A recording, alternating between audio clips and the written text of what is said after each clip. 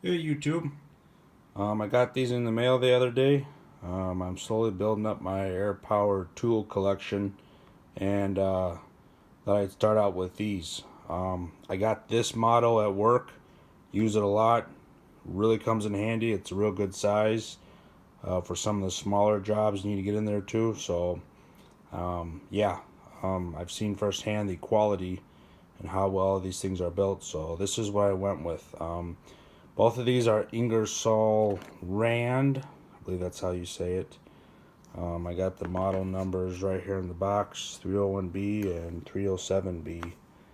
And but yeah, as you can tell, I just got them. I don't have the fittings on there yet. So let's just take a closer look at these. Like I said, this is the one I have at work. Use it a lot. Really comes in handy when you need to touch something up or if you cut something off in a tight spot. This is my go-to tool when it comes to that. I know they have models where it has like a rubber grip on it, but I prefer the all steel grip. It's got these little dimples, whatever you want to call them, for a little bit of extra grip. So then right here, that's where you adjust your airflow for how fast you want the head to spin. So works good.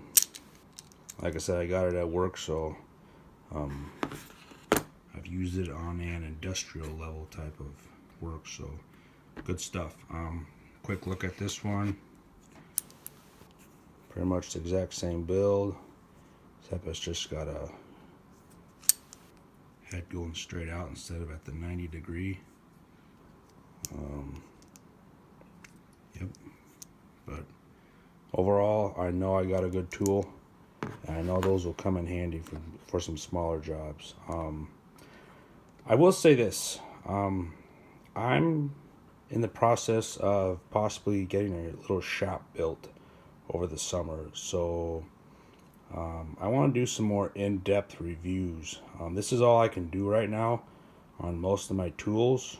But once I get my shop built and everything set up, then I want to get a lot more in depth with these tools and actually put them through some real tests to show you guys what they're capable of. But anyway, with that being said, like, subscribe, but I hope you enjoy. Later.